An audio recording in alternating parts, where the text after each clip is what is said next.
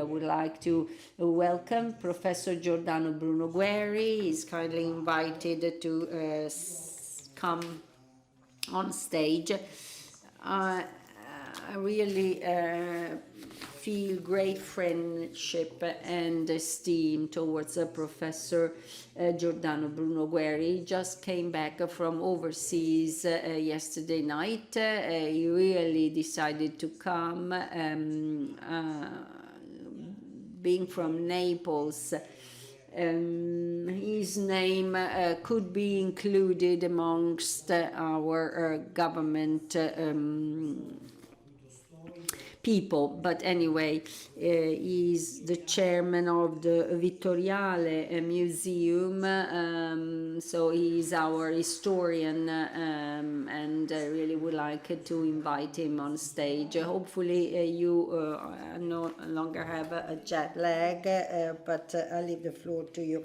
I would like to start from an issue that you are knowledgeable about, because in this stage of Italian history, what keeps coming back is the memory of fascists and anti-fascists, the 20 years of fascism in Italy. So I'll leave the floor to you and you'll tell us about this. Good morning to you all. It is these very days, speaking about memory and the value of memory. My presentation has a beautiful title. I assume you chose it. I can't find it. The value of memory and the building of a civic conscience.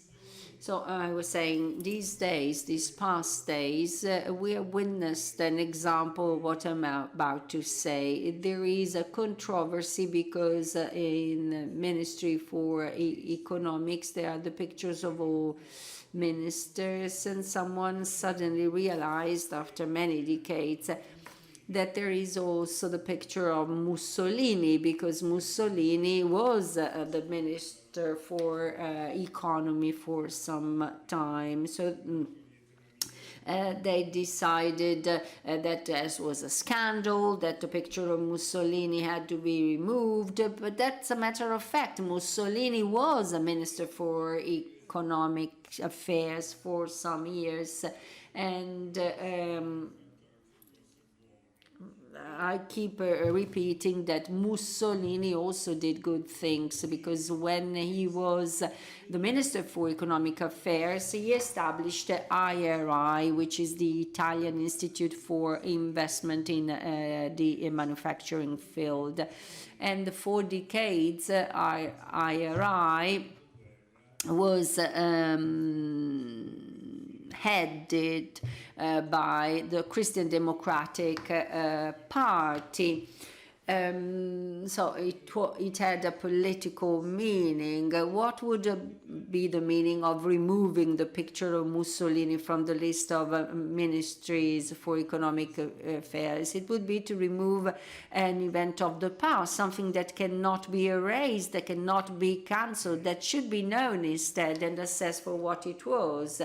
And this is exactly what we do not do, because we adopted ahead of time the so-called cancel culture. We deny our past for the simple reason that it existed and we do not like it, because we keep assessing it based on today's reality. And when I address my students or anybody in conferences, the very first thing I say is, if you judge a history based on your current perspective, you won't be understanding history, because these are two completely different planes. And I quote another example, least embarrassing than Mussolini's pictures, Christopher Columbus. Christopher Columbus, for instance, his statues are being demolished. Christopher Columbus was a great venture. He made a discovery that was key in the history of mankind, but still his statues are being demolished, destroyed. Why so? Because he had slaves, because he was not kind to women and to his collaborators. well, of course, despicable, but still, let's go back to his times. Slavery was not only allowed at the time, but even encouraged. Slavery was encouraged at the time. They started criticizing it only after many centuries. It will be abolished in the 19th century. The church itself didn't want it to be used in Europe, but admitted it for America, the Americas, and in the rest of the world. It was a standard to have slaves, as it was correct and standard to be authoritarian with the slaves, servants, and women. So if we judge Christopher Columbus, with today's perspective, we make very serious mistakes, not allowing us to understand our past. We simply read it from a different perspective, a very abstract manner. Mussolini, let's go back to Mussolini. We are at the wake of 100 years, October 28th, the march to Rome. This was again another despicable event. The Italian state was threatened with a march to Rome made by criminals that would have never been able to capture power. And the king was advised by many ministers to say, okay, let's not declare a siege, but you can take part in the government. And the government was made up by the People's Party and the Liberal Party, the Christian Democrats actually, basically, and moderate right wing. And in the Mussolini government, there were also members that then became the future Italian president of the Republic. So at the time, they were not breaching the concept of democracy and freedom. That would have come later, because the fascist government until 1938 was despicable. It should be condemned because it deprived people of their freedom, the freedom of expression. So to deprive a people of its freedom of expression, like doing the same for an individual, is an unacceptable violence. But it was not condemned for this reason. It was condemned for what happened starting from 1938 onwards, racial laws, the alliance with Hitler, the participation in the Second World War and the Civil War. But this is another historical mistake. We must make a distinction between these two stages of the fascist government. And unless you make this distinction, you won't be passing an objective judgment. You won't be understanding, objectively speaking, what happened during those 20 years. And a people who does not know its own history is like an individual who doesn't remember his or her life, who does not know whom his parents are, who has no memories of his or her childhood or his or her adolescence. And with such a kind of individual, it is very hard to live the present, because that's a blank that he has in his life. Such an individual cannot design his or her future without making mistakes, the mistakes of the past, because he's not aware of these mistakes. So he could make these mistakes again. And I'll make an example. Hello, Moni, welcome. Moni Ovadia. Please, a big round of hands for our friend Moni Ovadia, who is an actor and a musician and a famous singer. Unfortunately, now the gentleman moved from the microphone and we cannot hear what he's saying.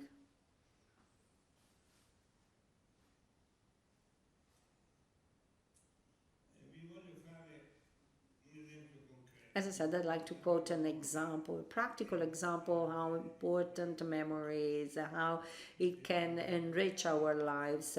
Andrea Pancani mentioned that I am the chairman of Vittoriale, the museum of Gabriele D'Annunzio, and this for many years now.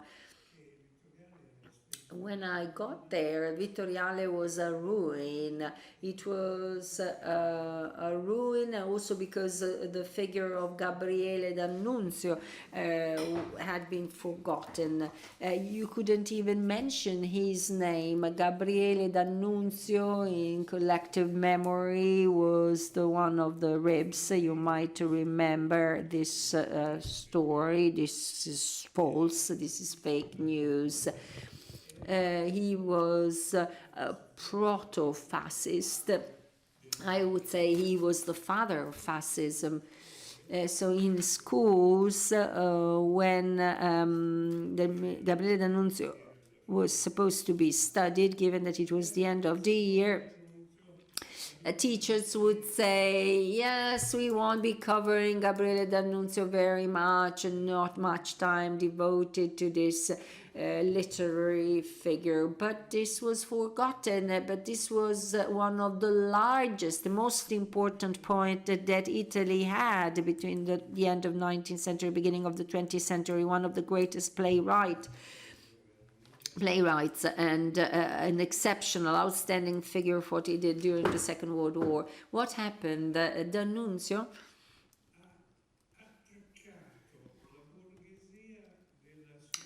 attacked the middle class of his time, the middle class of bourgeoisie of the United Italy at the end of the 19th century. This middle class was very bourgeois, very parochial, very limited, short-sighted. So he challenged this bourgeoisie, and he did so by writing The Pleasure, Il Piacere. He challenged it by stating, I love luxury. Luxury is necessary to me as the air I breathe. He challenged the middle class with all his lovers.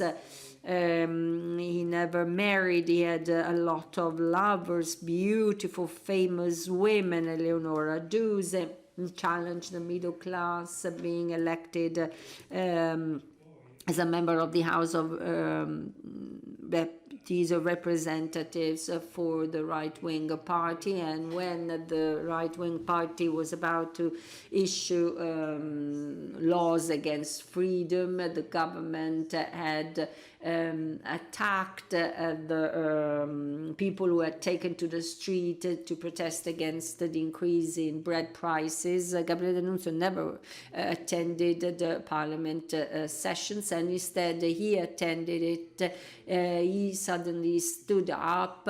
He went to the left-wing side of the parliament, and he said, I move towards life. All this, in a way, was an attack to the middle class, because he challenged habits, the unwritten laws and rules of his time. But if you think of it, Gabriele D'Annunzio, in a way, anticipated our way of living a century before. His love for luxury was our love for capitalism, connected to our love for iPhones and beautiful homes and nice clothes, feeling well, not being afraid and ashamed of spending money, wishing to spend money, and his love for women, for pleasures of life.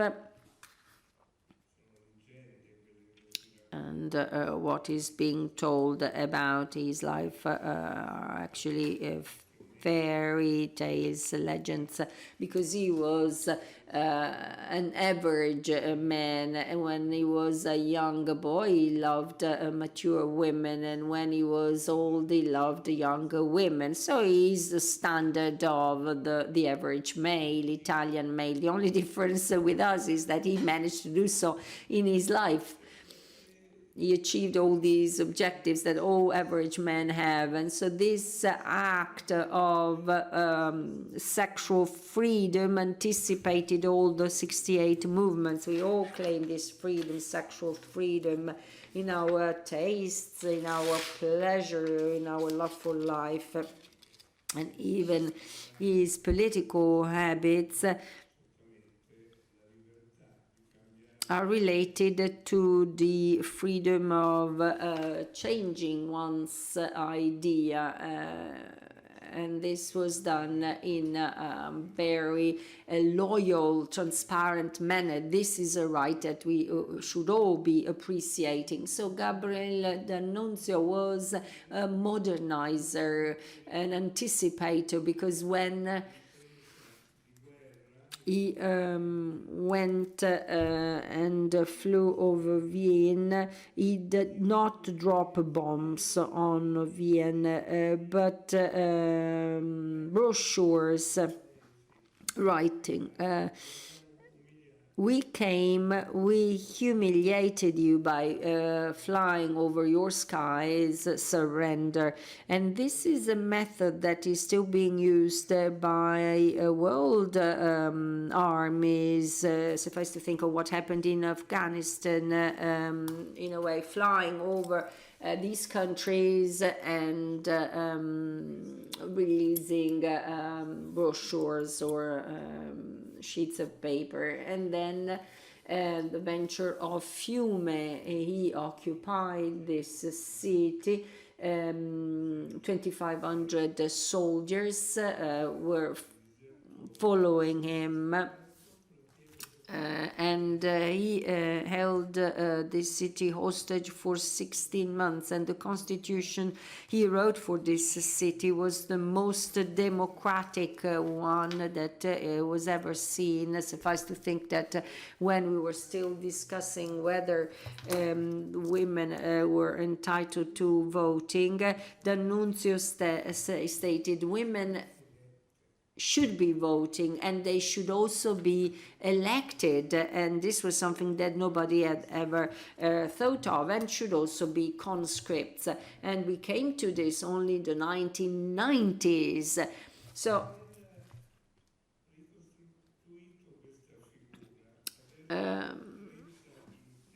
to have reconstructed this figure was my job as the chairman of Vittoriale. Of course, I refurbished the building. That was easy. But what I meant to say was to change a cultural perception of Gabriele D'Annunzio, to change the collective memory that the Italian people had of Gabriele D'Annunzio. This was very difficult as an operation, and I was successful because now schools are going back to visit Vittoriale. Vittoriale's visitors number have doubled, and people, again, students are now studying Gabriele D'Annunzio's works.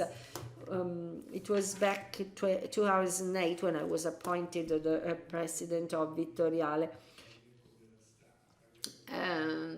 There was no subscription to Eco della Stampa, a newspaper. I got this subscription to this newspaper, and on a daily basis I received a newspaper clip. In Treviso, via Gabriele D'Annunzio, Mrs. Perrucchetti was run down by a car. Now I can assure you I have a connection through my smartphone to this Eco del Stampa, because there are clippings on Gabriele D'Annunzio every day, because he has come back to our attention. did this impoverish or enrich the life of this country? It enriched it very much, and this is what you should be doing. We should be rediscovering our past in the right manner. It's not just a matter of going back to Gabriele D'Annunzio's works, but this has to do with the Renaissance period, the Risorgimento, historic period of Italy. This should be considered out of the box and in a free way. In a sensitive way, in a fair way, to give it all back to our life and our future. Thank you so much. Grazie a Giordano Bruno Guerri. Thank you so much, Giordano Bruno Guerri, and also from you, and for this event of Gabriele D'Annunzio, and we got so much food for thought, suggestions to then have an exchange later.